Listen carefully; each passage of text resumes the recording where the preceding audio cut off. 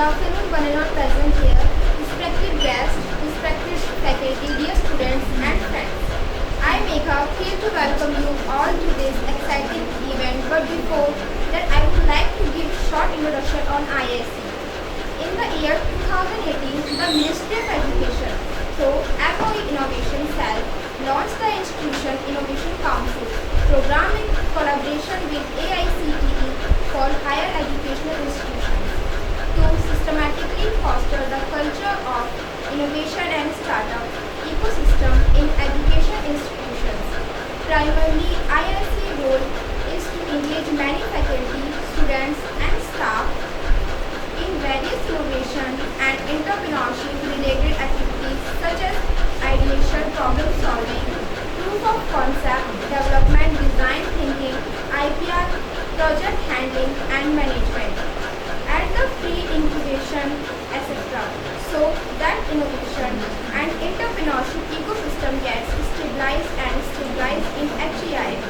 The IISc model is designed to address the exciting challenges in HEI, such as fewer number occasional and unplanned innovation and entrepreneurship activities organized in HEI with low involvement of top leadership, lack of coherence and absence of synergy in resources mobilization, development and underutilization of creative potential of youths as the major barrier of vibrant I&I ecosystem to emerge from HEI. Now, I would like to introduce our institute, Lingyas Vidyapit. Lingyas Vidyapit is a renowned educational institution dedicated to nurturing young minds and empowering them with knowledge, skills and values. Stabilized in the year 1998, our institution has a rich history of academic excellence and a commitment to fostering holistic development in students, saying that we focus on our student overall development without creating a balance in providing them with equal opportunities in both academic and non-academic domains would be defeating the entire purpose. So, good thing that to strength don't just have a continuously updating curriculum but also highly qualified and experienced faculty members who firmly believe in knowledge creation and dissemination. Lastly, I am very honored to be speaking with you all today about strategies for raising capital and managing finances for a business, led by the esteemed Mr. Aditya Mathur. This seminar is a valuable opportunity for us to explore the intricacies of the strategy, managing and the finance for a business. Mr. Aditya Mathur's expertise will guide us throughout the speech. Kindly have a huge round of clap for Mr. Mathur. Aditya sir.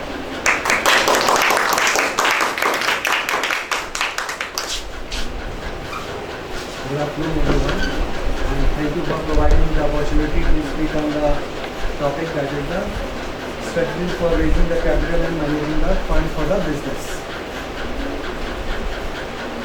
So let us start with the brief introduction about it. In the world of economic uncertainty, the investors want to maximize their wealth by selecting the optimum investment and financial opportunities that will give them the maximum expected returns at minimum risk. Because every investors want to invest where they are getting the maximum benefit and where there is a minimum risk. Okay. Since the management is ultimately responsible to the investors, the objective of corporate financial management should implement the investment and financing the decision which should satisfy the shareholders by maximizing their wealth. Since capital is a limiting factor, the problem that the management will face is the strategic allocation of the limiting factor, limited funds between the alternative use in such a manner that the companies will have the ability to sustain or increase the investor returns through the continual search for investment opportunities that generate the funds for their business and are more favorable for the investors. Therefore, all the business need to have the following three fundamental essential elements. Now, what are the three fundamental elements that every business should have? First is a clear and realistic strategy. Second, the financial resources, controls and system to see it thorough, and the right management team and process to make it happen. Now, coming to the one by one point, that is the first is the strategy. Strategy is a course of action that specifies the monetary and physical resources required to achieve a predetermined objective or a series of objectives. Next, coming to the corporate strategy. It is a overall a long-term plan of action that comprises a portfolio of functional business strategies which includes finance and marketing, designed to meet the specified objectives. Now coming to the next, that is a financial strategy.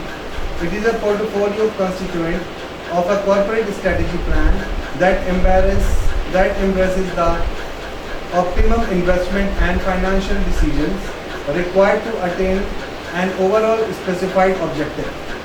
Management is ultimately responsible to the investors. Investors maximize their wealth by selecting the optimum investment and financial opportunities using what? Using the financial models that maximize the expected returns at minimum risk. We call this approach a strategic financial management and define it as being the application to the strategic decision of a financial technique in order to help achieve the decision maker's objective. It is basically about the identification of the possible strategies capable of maximizing an organization's market value. It also involves the allocation of the capital resources among the competitive opportunities. What is the capital investment there? We need to see that. It also encompasses the implementation and monitoring of the chosen strategy so as to achieve our agreed objectives. It is necessary to distinguish between the strategic, tactical and operational financial planning. Strategy is a long-term course of action. Tactics are an intermediate plan that is designed to satisfy the objective of the agreed strategy. Operational activities are short-term functions required to satisfy the specified corporate objectives in accordance with the tactical and the strategic plans. Needless to say, senior management decides strategy, middle management decides the tactics, and the line management exercise the operational controls. Okay, this is the hierarchy that has been given over here. Next, coming to the strategic financial management. All organizations require a financial management for its successful operations. It contains the component for the acquisition, management, allocation and financing of the resources for the successful growth of an organization.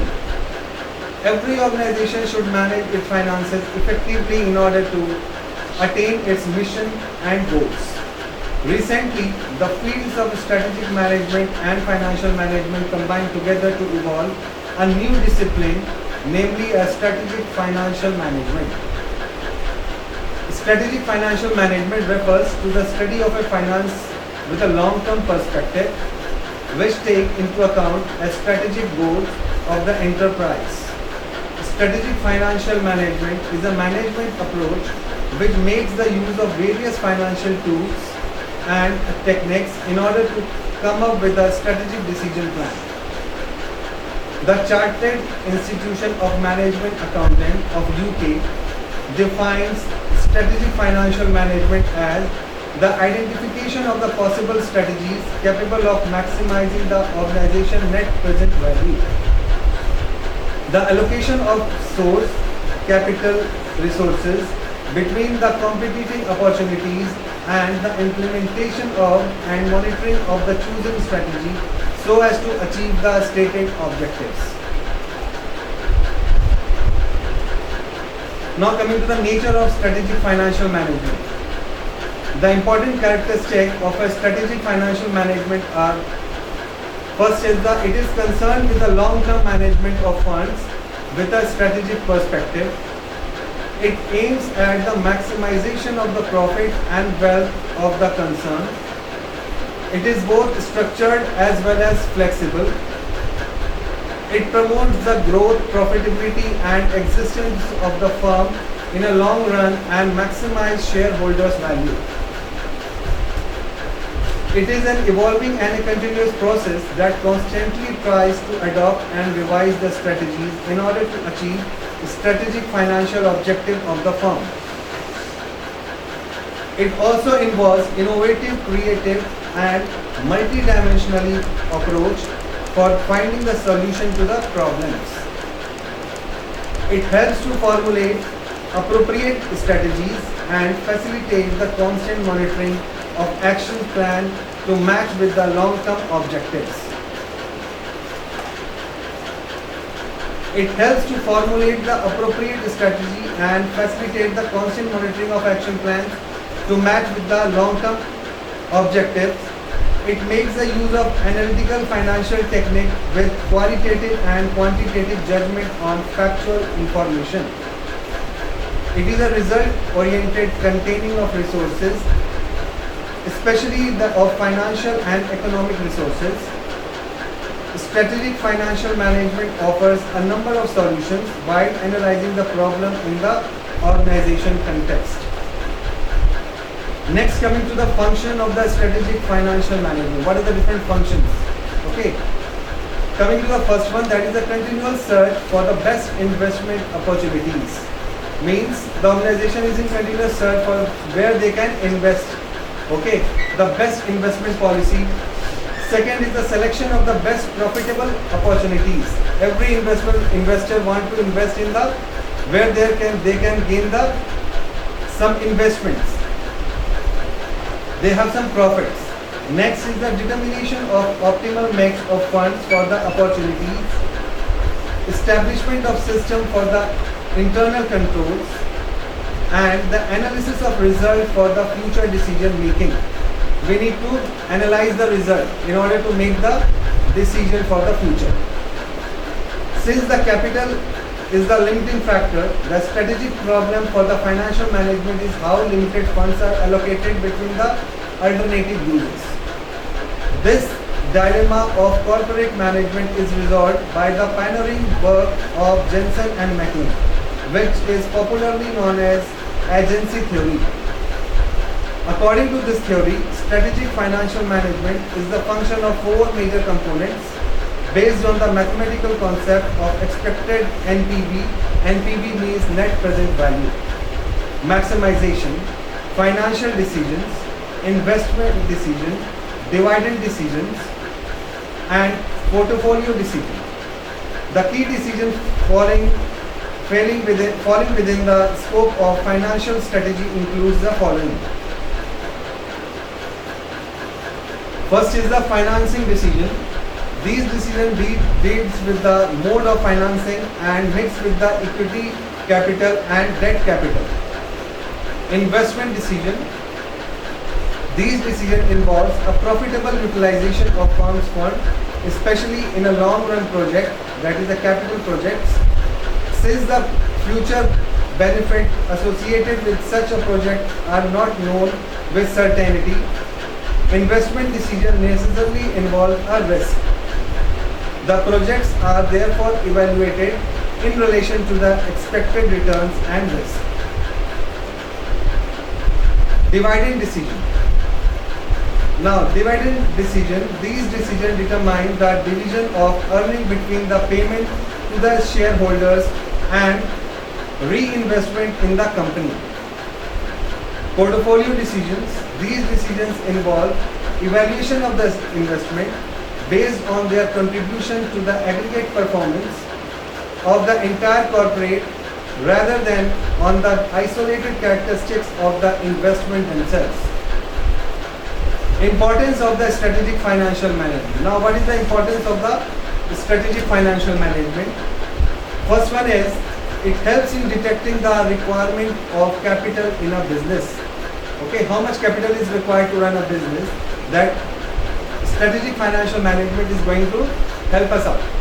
Now, the first and foremost function of the financial management is that it initially estimates the finance needed for the smooth running and functioning of the business. This is one of the primary duty of financial managers. The finance requirement for every business will vary due to the size of the operation, their profit target, and various other objective and missions. Second important point is it helps in deciding the composition of the capital structure. Once the capital requirement of the business are calculated, now the next function is that needs to be completed by the financial manager is deciding on what type of capital structure should be there. Okay, this basically involves the choices between the short-term and long-term sources of funds, and also takes the consideration the cost involved in raising the finance. Next is helps in choosing right source of fund.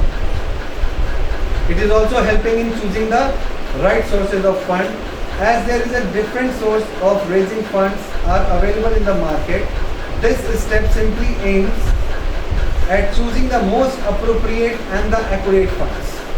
Okay. The common type of fundraising methods are raising funds through the issuing shares and debt ventures, loans from the financial institutions, or through the issuance of securities like bonds.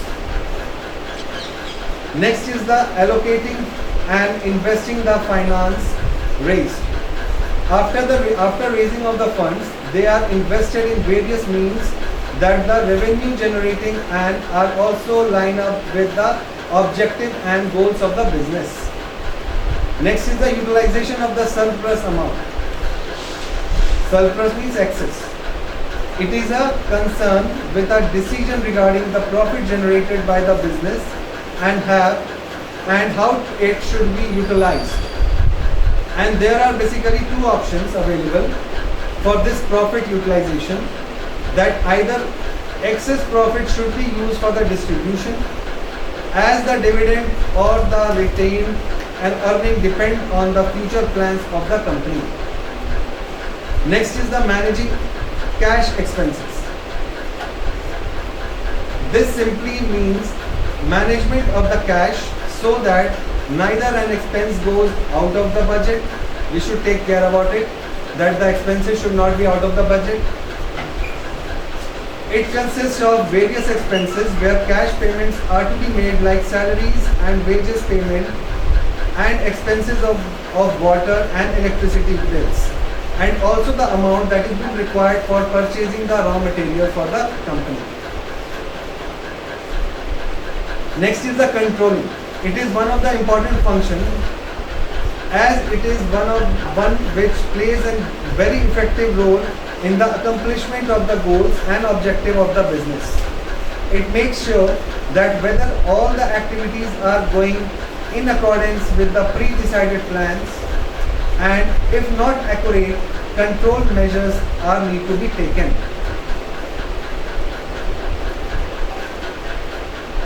Next, coming to the elements of strategic financial management. What are the different elements of the strategic financial management? A company will select to apply a strategic financial management throughout the company. It often involves designing the elements which will increase the financial resource of the company and using them efficiently. The organization needs to be creative, since there is no standard approach for strategic management. Every company will have to be creative and devise their strategy. It is also devises its elements that reflects their need and their vision and mission. However, the following are the few of the common elements of the financial management. First one is the planning. Define your financial objectives clearly and precisely. Identify the available as well as the potential resources which will help in your financial management. Write a specific business plan, because for running any business we need to first we need to plan accordingly. Okay, we need to write up a business plan. Next is the budgeting. The company should form a budget that will function with a proper financial efficiency and should have a minimum waste. Okay, the financial efficiency should be maximum and there should be a minimum waste.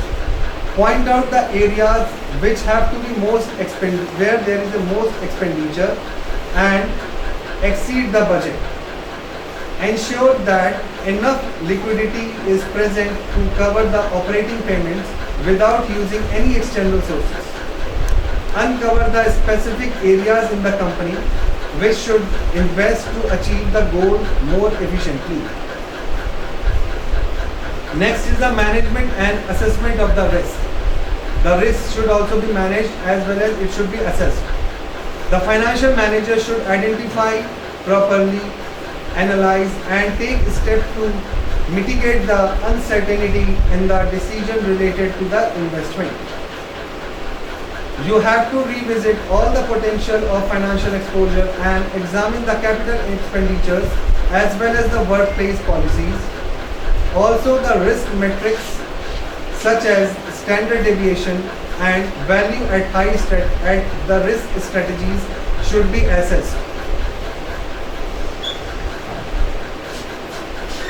Finance function happens in the deep recesses of the back room, but it is oxygen to the organization short and long term health. In today's changing world, there should be a minute detail and projection regarding the investment made, cost incurred, potential cash flows and profit to implement a strategy to its fullest potential. Hence, the finance as a function is required at every stage to execute a strategy. Next, coming to the financial policies and strategy planning. A strategy is a special plan that is made to achieve an organization goal and objective, but policy refers to a set of rules that is made by the organization for rational decision making. Many people have a confusion regarding the two forms between the policies and the strategies, but they are not alike. You should know that the policies are the subordinate to strategies. How we are going to define the strategy? The strategy is a game plan chosen to achieve the organization objective, gain customers' trust, attain competitive advantage, and to acquire a market position. It is a combination well thought, intent and action which lead to the organization towards its desired position and destination. Now, what are the different features of the strategy? These are the following features of the strategy. It should be formulated from top level management. However, sub-strategies can be made by the middle level management.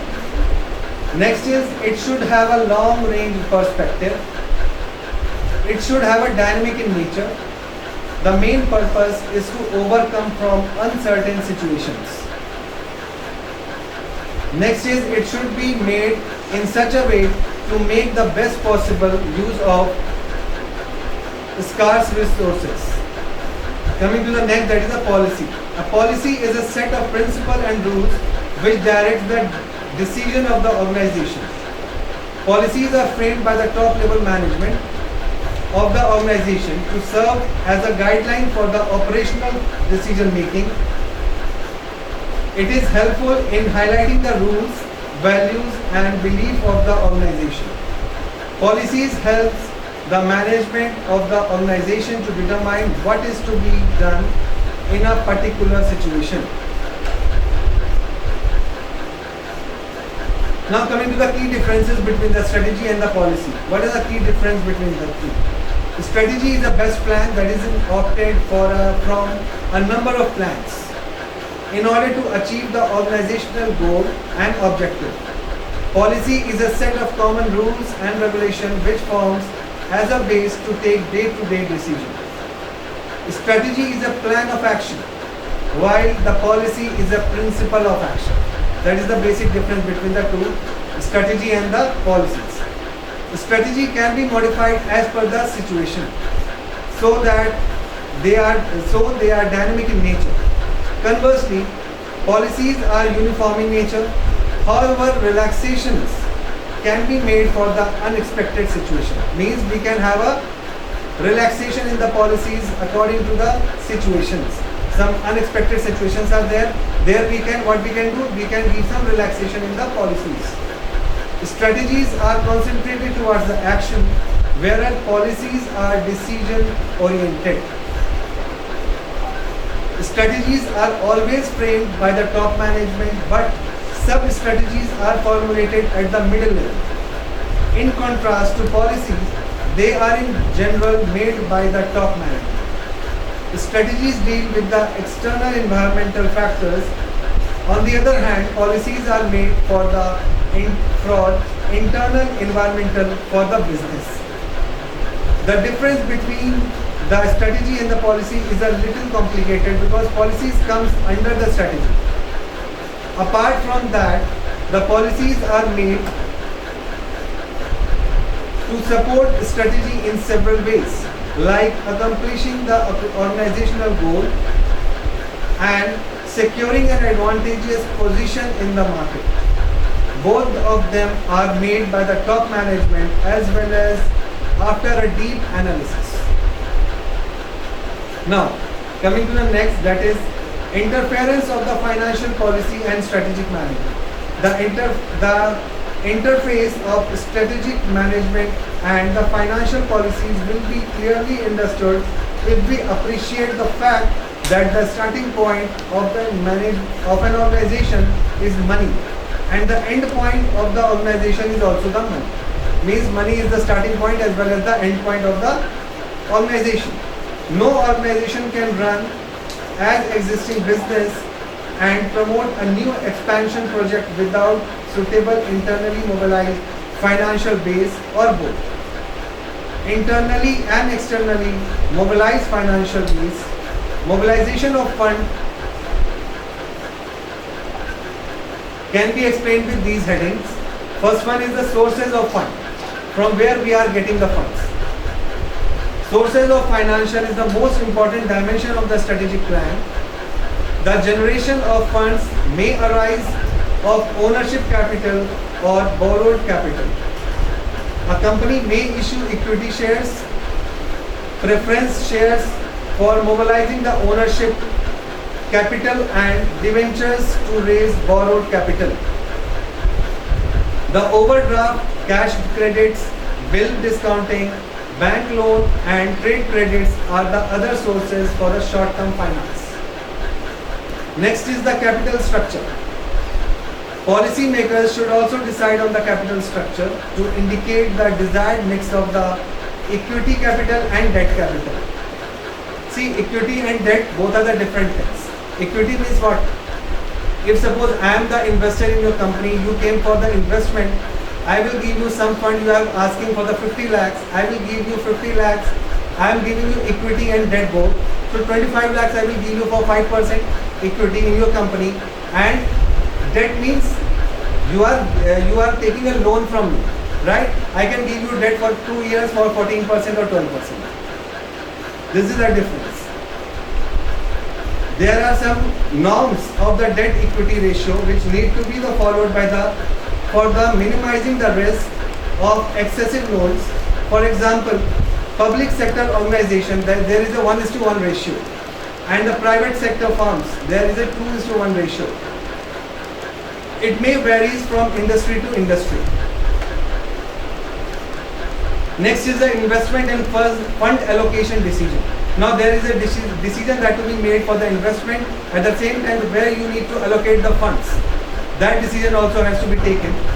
Now another important dimension of strategic management and financial policy interface is the investment and fund allocation decisions. A planner has to frame policies for regulating the investment in fixed asset and for the current asset. Project evaluation and project selection are two most important jobs under the fund allocation. Planner has to make the best possible allocation under the resource constraints. Next, coming to the dividend policy. Now, the dividend policy is yet another area for making the financial policy decisions affecting the strategic performance of the company. Dividend policy decision deals with the extent of earnings to the distributed as the dividend and the extent of earning to be retained for the future expansion scheme of the firm. So in order to expand the company or the industry, you need to have the dividend policy as well.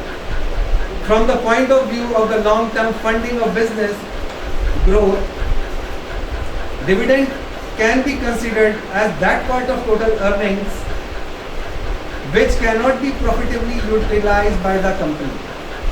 Stability of a dividend payment is a desirable consideration, can have a positive impact on the share prices. Financial policy of a company cannot be worked out of the isolation of functional policies. It has a wider appeal and closer link with the overall organizational performance and direction of growth. The next important point is the financial planning. Financial planning is the backbone for the business. For running any business, you need to do the financial planning. Financial planning and the corporate planning. It helps in defining the feasible areas of the operation of all types of activities and thereby defines the overall planning framework. Financial planning is a systematic approach whereby the financial planner help the customer to maximize his existing functional resources by utilizing the financial tools to achieve his financial goals. Three major components of the financial planning. These are the financial resources, financial tools, financial goals. Now the financial planning, it is I can say you can sum up the financial resource and the financial tools that will give you the financial goals. Outcome of the financial planning are the financial objectives, financial decision making and financial measures for the evaluation of the corporate performance. Financial objectives are to be decided at a very outset so that the rest of the decisions can be taken accordingly. The objectives need to be consistent with the corporate missions and corporate objectives. Financial decision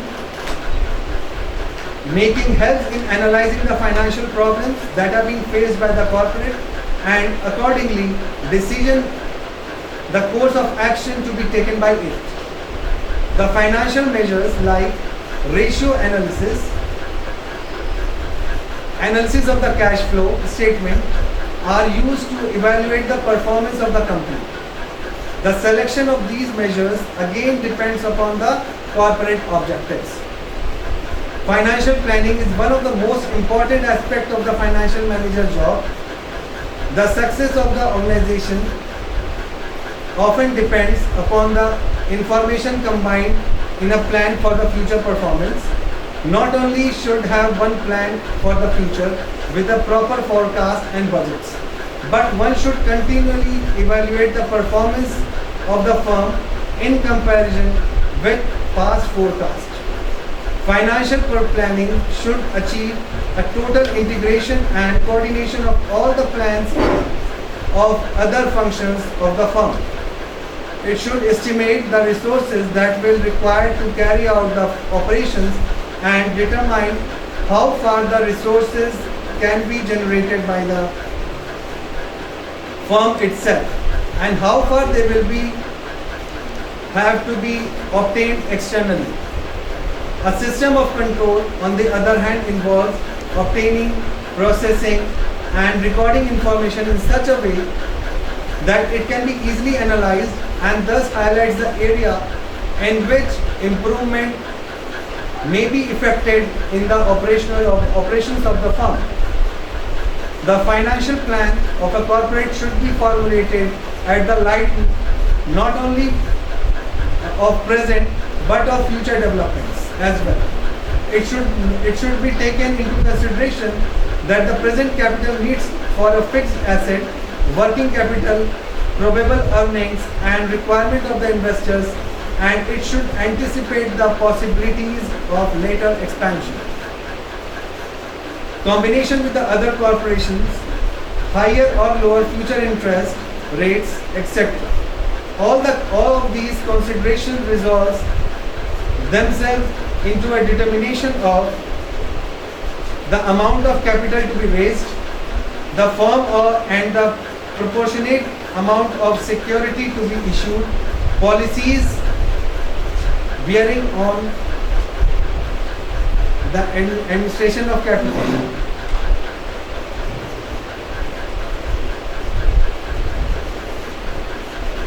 So this is how I want to end my topic, for which I have delivered my lecture, best lecture on it. Hope you have understand it.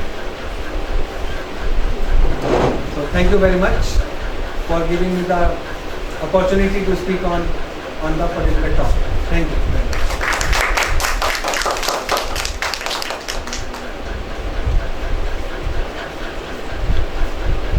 Good morning everyone. A big thank you to Mr. Anjali Mathur sir for the insightful presentation on capital, marketing and finances. Your expertise and clear explanation has been invaluable. We truly appreciate your time and knowledge.